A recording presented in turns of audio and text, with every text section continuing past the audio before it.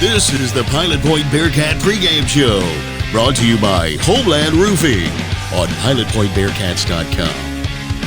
And now, here's your host, Ryne Menard, with John Little and Chris Nortman. Happy Friday! We're the Bearcat Pregame Show, brought to you by Homeland Roofing on PilotPointBearcats.com. The Bearcats will take the show on the road this week to Ponder, still looking for their first district win of the season. Last night at Massey Stadium was fun. It was a heck of a game on both sides, or from both sides. Pilot Point took a lead in the fourth quarter but couldn't bring it home. Loss aside, the atmosphere at Massey Stadium Friday night was awesome, wasn't it? Yeah, it sure was, Ron. I know you mentioned it on the broadcast as well. We both mentioned it. You could just feel the excitement in the air Friday night, and the weather was great, and it finally felt like football weather. And I think a lot of our friends from Tioga were there because Tioga had a bye, so stands were real full. There was an excitement in the air, buzz in the air, and both teams put on a great back and forth game for us Friday night. Yeah, another thing we mentioned on the broadcast where the winner of the game last Friday night between Paradise and Pilot Point really put that team in a driver's seat for third place in the district for the playoffs. But with us coming out on the wrong side of that matchup, we basically said that outside of the Brock game, the playoffs start now for the Bearcats. These next three games can go a long way to seal our fate, whether this team makes the playoffs and this team doesn't. And feeling this, all these three teams are going to feel the same, really. Particularly Ponder, who got off to a huge start this year, and Peaster, who was expected to make some noise after making the playoffs last year. So those Pilot Point, Peaster, and Ponder are really all feeling the same way in the same position, that those three games against each other, or the two games against each one of those teams, and then the Boyd game, all three of those teams got to feel like they got to win every one of those. Yeah, you can't slip up going forward. I think you mentioned Boyd at the end there. Boyd looks pretty good this year as well. So they're all in the mix for that fourth playoff spot. I was going to say we're definitely going to have to go 3-0 the next 3 weeks.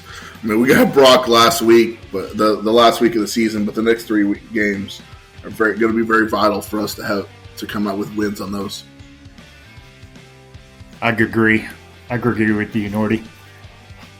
Well, if we want to walk out with those 3 games with 3 wins, we need to kind of turn our attention. It's been the smaller things that have cost the Bearcats a couple of games this season. Penalties late in the game, special teams mishaps, 1 or 2 missed assignments late in the game, and we've getting behind the chains on offense. We talked when you lack explosiveness, you can't afford these little mistakes. What do y'all think the root causes are, and what, if anything, can be done at this point to try to root some of those out to save the season? Yeah, for me, Ryan, I think the biggest issue has just been the lack of roster depth leading to fatigue in our kids. The kids we got, they've been playing their tails off, so I don't fault them at all. And the coaches have been getting the most out of the numbers that we have, so it's difficult to point the finger at anyone. But I just think that, from the coaching perspective, we saw improvement. We keep seeing improvement every week. For example, that offensive line discipline against Paradise. Obviously, Paradise did their homework and saw that Whitesboro was able to bait us into a couple of false starts and in key moments. And so Paradise was doing that late defensive line shifts and jumping jacks and everything else, and credit our kids and our coaches for coaching that up, and our kids held their water and learned from the previous mistakes. And I just think that the attitude and the effort level seems to be there.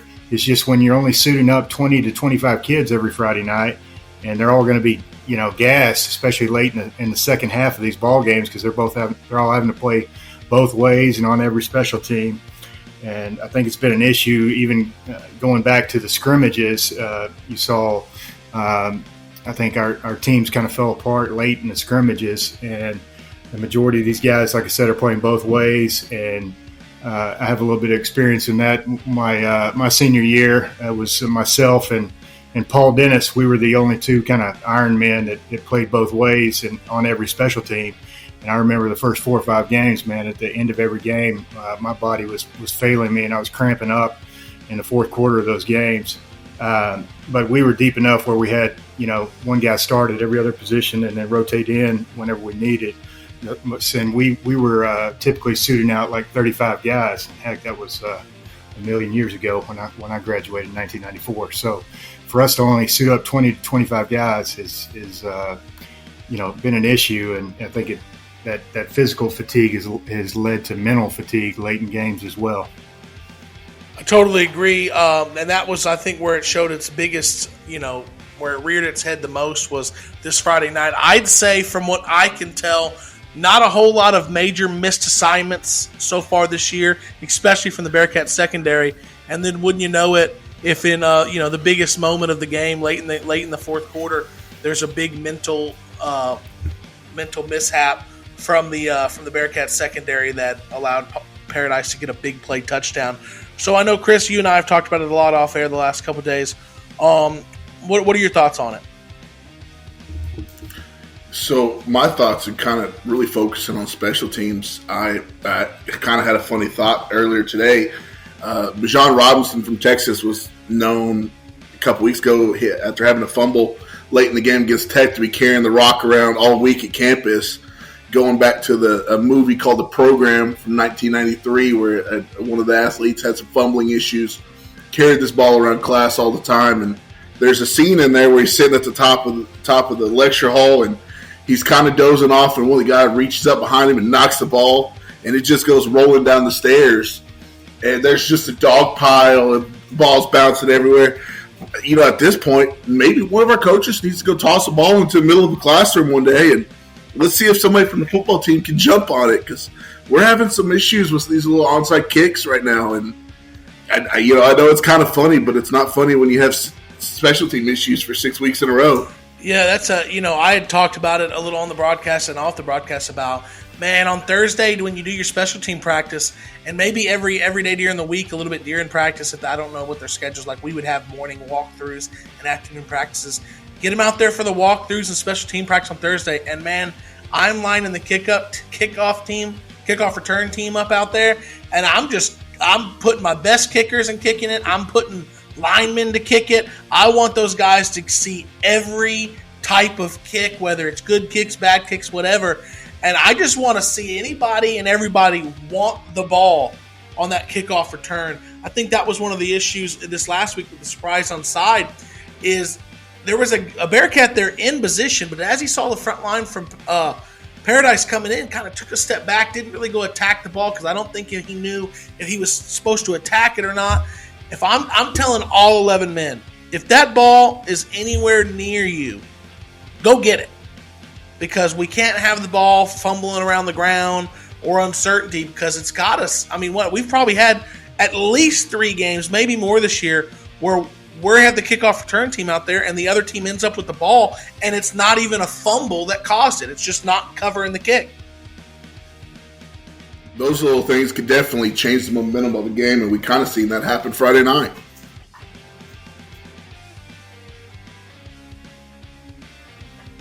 That was massive. We're going to get to district results and records. Paradise beat Pilot Point Friday night 48-34 at Massey.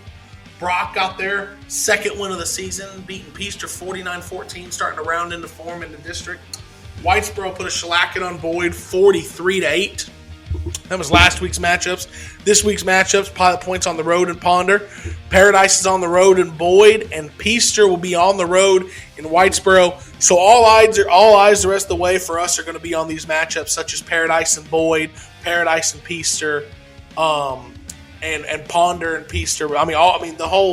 That's where the eyes are going to be every week. It's not really the Whitesboro games. It's not really the Brock game, because they're going to finish 1-2 in the district.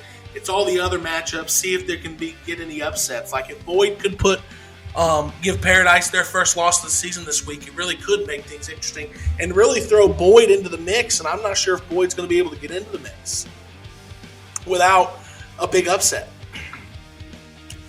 But we'll let Professor Diggs talk more about our district and the ifs and buts and all that sort of good stuff.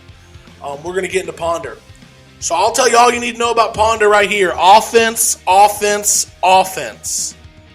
Ponder's averaging 51.6 points a game. quarterback Clifton. I thought this was a mistake because Max Preps is self-recording. Like, people go in there from the schools and put the information. I thought it had to be a mistake. I used Twitter for the first time. I know y'all use, well, not the first time, but I used Twitter for the first time to go research some of these opponents. I know that's normally what you two do. But when I saw the numbers on Max Preps, I didn't believe them. So I went to Twitter and actually found quarterback Clifton Cooper's Twitter page and verified some of these statistics. Clifton Cooper is slinging it. He's completing 67.4% of his passes, and he's throwing for 470 yards. Xbox numbers. Holy smokes, that is a lot. I mean, it's insane. He's throwing the ball 48 times a game. Crazy numbers. This Ponder team is so confusing. If you remember back a couple seasons ago, they ran the play clock down to 1 second every time. They ran like a service academy style offense, the old wishbone or wing T, and drained the clock. Last year they moved to a more traditional spread. They still ran the ball. They threw the ball. Now they're full on air raid, man. Texas Tech going all over the place there. 470 yards per game, 26 passing touchdowns. He has another 4 on the ground, so 30 touchdowns through 5 games for Clifton Cooper. He'll throw an interception, though. He has 6 interceptions through 5 games. I believe John said they had 4 turnovers against Paradise, though, so maybe most of them come in that game, maybe. He's got some weapons as well. 3 excellent wide receivers that are all averaging over 130 yards per game receiving. You got the leader, Nazard, 171 yards per game and 10 touchdowns. Whitewood, 141 yards per game and 2 touchdowns. He's only played 3 of the 5 games. And they have a peacock of their own, 133 yards per game receiving and 9 touchdowns of his own. But when I started with offense, I purposely left out defense. While Ponder is scoring 51.5 points a game, they're allowing 49.5 points a game. They have been in some shootouts. They've been in 70-57, 64-54, 56-51, and 70-57. They won 3 of those shootouts right there. But with this Bearcat passing game coming alive, we could be in for the greatest show on turf Friday night in Ponder. Nordy, what do you think? I'm hoping for a great game, but keeping track of stats, I'm not looking forward to that because this is going to go pretty fast, and I got to add and do all this bunch of number putting in, and I might be struggling Friday night. You heard it here first. Nordy's afraid of adding. Get your calculator ready, Nordy. PowerPoint education right there, going to come out the finest. Well, John, what do you got on Ponder here? Yeah, Ryan's. I agree. It could easily be the first team to put up the 50 burger wins this game, and so my old teammate Caleb Marsh would be happy with that. And it should be, of course, another exciting offensive game on paper for sure, even more so than that Paradise game. And Coach Bo Blake Burris's Bearcat defense is going to need to put some constant pressure on that quarterback. They're going to have to play sound coverage in the secondary and hopefully force a few turnovers like that Key Wyatt-Smith INT last week that really gave our Bearcats some good momentum in the second half. But like you mentioned, Paradise forced 4 turnovers against this Ponder team and held them to their lowest output of the year. I think it was 14 points. Other than that, they're putting up 50, 60 a game, and they're throwing the ball around. So it's going to be an exciting matchup. Nordy was so rattled by the thought of all the addition he was going to have to do, he forgot to make his Ponder points. So go ahead, Nordy. And I've been nervous about this all week, guys. I've been practicing, doing my little tab and enter, and just watching some football. I got the Colts and Broncos game on right now. It's not a great game. There's not a lot of offense. I'm not helping me, but yeah. So, but Ponder, man, I've been a big fan of them. Just watching some of the numbers so far this year, what they keep putting up. I remember the very first week when I think they put up 70. We were talking, or at half, I think that game they had like 50 points. And I was like, man, how do you stumble into that? And then the following week, putting up 64. It's like, man, they're doing something out there, and it's got to be hurtful to score that many points, but also allow that many points. So it's going to be pretty interesting to see what happens out there. And we played Paradise pretty tough. I'm hoping maybe we can come out with a similar outcome that Paradise did against Ponder, and come out with a victory and kind of shut them down on offense and create some turnovers, because our secondary is pretty stout, pretty good, I believe.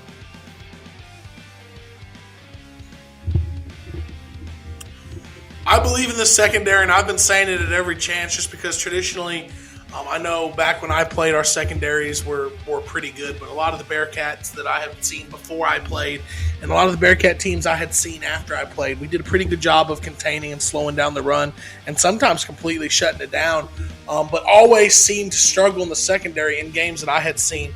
I'm the most impressed with this secondary than I've been with any Bearcat secondary since 2009. When we had some lockdown corners and some really aggressive safeties. And this defense with the 3 high safety look, you're right, built to kind of slow down a pass game. But, if Ponder's going all gas, no brakes, we'll see who cracks first, because Ponder, same school as us, same size school as us, they're going to have a limited roster, going to have kids going both ways. So we'll see how the second half, takes effect on some of these skill position guys. And I know the offensive side of the ball will be just fine up front in the line game, because there's nothing. It's almost like when you're a good pass protector, pass protection's almost like taking a play off. But reverse the side of the ball, pass rushing is extremely taxing. So you're gonna have to cycle in a lot of different guys on both sides of the ball to try to get after passers. And so we're gonna just see the depth of both of these teams, and that something that makes us nervous with what we have seen so far with some of the Bearcat depth in some of these close fourth quarter matchups. But now that we've talked Ponder, let's get into the Bearcats players to watch and what we'd like to see on our side of the ball. And we'll go to Norty first with his player to watch. Yeah, Ryan, you kind of stole some of my thunder there, talking about the D-line and pass rush and that, because that's kind of my players to watch this week. And this game, the trenches are really going to affect this outcome, because I believe on defensive side with that 3 high safety, we're going to be dropping 8 all night. We're going to be rushing 3. And I think a key in something like this is when you have a quarterback that can sling it, you need to get in his face, get him off his mark, get him moving around, have him focus on that pass rush all night to where he's looking at the D lineman, he's not able to look downfield. That's going to be a big part for us. It's going to be tough with only having 3 guys out there. We're not going to be able to bring in a lot of guys since they move so fast. I'm looking to see what we can do on that. I believe the stat is we hadn't had a sack since week 1, so hopefully we can get after this guy. And then on the opposite side of the ball, let's hopefully the way to stop them from scoring is to hold the ball. You can't win the game by time of possession, but you can definitely slow this team down. And hopefully we can stay ahead of the chains, control the tempo up front, and dominate and run the ball all night and keep this Ponder offense off the field. So my kind of player to watch is the O-line and the D-line and then the battle in the trenches. So what you're saying is basically the Bearcats need to take a little bit of a page out of the 2020 Ponder Lion playbook and not necessarily go full board. Norty, you weren't there with us yet. They would literally take the play clock down to 3 seconds or less between every play. And honestly, I don't want to do that. I don't want to really drag it out like that. But when you are worried about fatigue in the second half of games, it's not the worst idea in the world if you're the Bearcats to really slow down yourself on offense a little, just to control some of that clock and honestly just keep some energy left in the tank late in the game. Well, I know we don't like that. I know we don't like that, but really did Ponder almost come away with the win in that year? In the 18-13 close game, like that style offense can really disrupt the high-scoring offense like Pilot Point had that year. Yeah, absolutely. That was the year Pilot Point had the Max Holler, Jay Cox, Aiden Cox. Really explosive. And yeah, Pilot Point got out of there with an 18-13 win in which we had to get a big play touchdown a little over halfway through the fourth quarter just to get out of Ponder with a win. Yeah, just to get out of Ponder with a win. So, take a little bit of page out of their book, keep this one a little bit closer, and see what happens. But I do like our passing games really coming alive. So you do worry when you really try to all of a sudden turn to a control the clock type of offense. Does it throw yourself out of rhythm? But I don't think we're an offense really predicated on tempo. So I'd like to see what the adjustments might be come Friday night. But, John, what do you got for player to watch?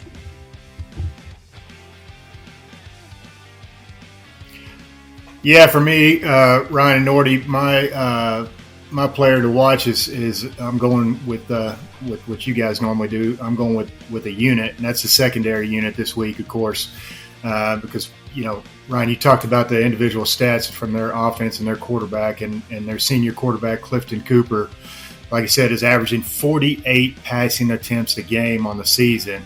That's his average, so he's been above that a few times, in 55, 52. So our secondary is going to be more active than they have been in any game so far this year and probably the rest of the year going forward. Ponder's going to line up 4 wide, and they're going to sling it around. It's just what they do. So, my focus is mainly on those single-digit jersey guys. Number 1, Jesse Rangel. Number 3, Colin Lynch. Number 5, Wyatt Smith's playing some good defense. Number 7, Gage Anderson. Number 8, Aston Kirby. And then the 2 double-digit guys, we got number 14, Andre Witherspoon, and 22, Crew Chandler. We got a lot of talent in our secondary, and they're gonna have to be on display against Ponder for sure. Absolutely, and so I'm normally the one that definitely starts taking a position group. This week I'm going to take a player. He showed out last week, Aston Kirby. So mostly on the offensive side of the ball is where we really saw his grit and his determination, but we've seen him play great coverage in the secondary as well. Last week he did have a few pass breakups deep down the field. He kind of took control of the game last Friday night on both sides of the ball and tried to impose his will and drag the Bearcats to a victory. And ultimately, as a team, they fell just short. But I'd like to see that senior leadership again Friday night and really put it all out there on the line and show his grit and his determination. And I think he'll be a big part on both sides of the ball Friday night to help Pilot Point get that first district win and take one step closer to clinching that 4th spot in this district. So that is my player to watch. And now that we're through players to watch, let's turn it over for the show and go to John's 3 keys of the game. Yes, sir, Ryan. So key number 3. So key number 3 for me is no more special teams mishaps. We touched on it earlier. We've gotten used to punting issues and a big return being called back for a penalty or a fumble on a kick return or giving up an onside kick in the last few weeks. Coaches have done a good job of coaching these kids up after those mistakes. We don't seem to be seeing the same mistake every week, but we have seen issues pop up, and they continue to cost us in these games. So this week I really think that we need to play clean and really have no negative special teams issues from our side. So that's key number 3. Key number 2.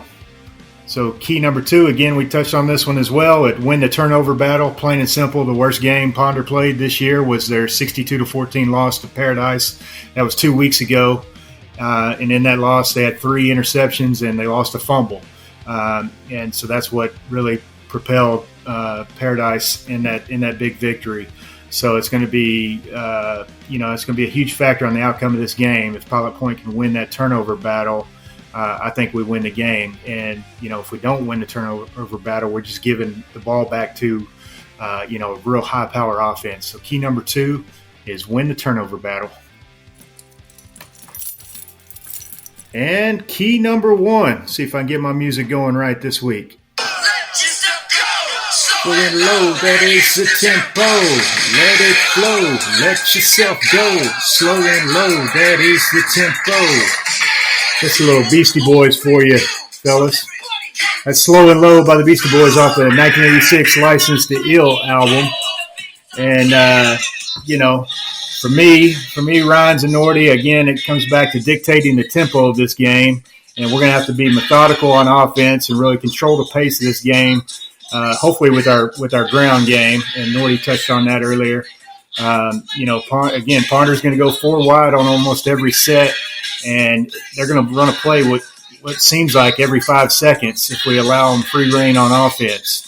But if Gage Anderson can run for 100-plus yards, which I think he can in this game, and we get another 50 to 75 from Wyatt Smith on the ground, I really feel good about our chances in this one.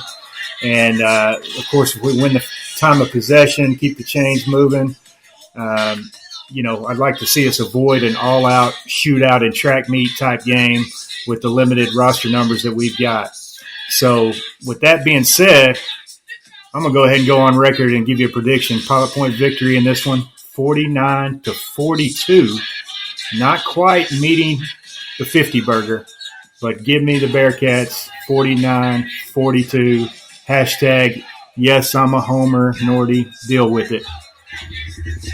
So you slow it low, slow the tempo, but it's going to be almost 100 points scored between the two teams in the Bearcat win. Even with it slow, we're still going to put up some numbers. I agree. One thing we didn't hit on, Ponder had a bye last week, so I don't know how impactful that was for them, given 2 weeks to prepare. I mean, it's not like we run anything super complex. I don't think the extra time would help with schematics or anything. But they will have a bye, so we'll see if they come up with anything special for the Bearcats. But that's just something we'll have to see Friday night in Ponder. This will be one of the few games that we get to record from the actual, Pilot Point roadside, because Ponder has the dual press boxes, one on each side. So we'll be up there nice and cozy with the coaches. I'll tell you this, though. John, you're aware that press box in Ponder is real small. There's one thin partition between where we'll sit and where the coaches sit. And if Coach Keith Peacock is as intense this week as he was last week, that wall may come down, man. Yeah, I'm about to say, I don't know if that wall will hold up. Yeah, we may be sharing a room if that's the case, because, boy, he was ready to come out of that press box. Bring a little spare. Should we bring some spare, some plywood, just to help repair that wall, just in case? Yeah, that's right. We just know that we're going to damage that thing. Yeah. Some drywall repair kit. We need to bring that. Yeah, that's right. Well, it's been fun, guys. So we'll continue this Friday night pregame before we go for kickoff, and hopefully we'll be there when Pilot Point gets our first district win of the season. So that's all we have for you on the Homeland Roofing pregame show. I'll see you Friday night in Ponder. Go Bearcats!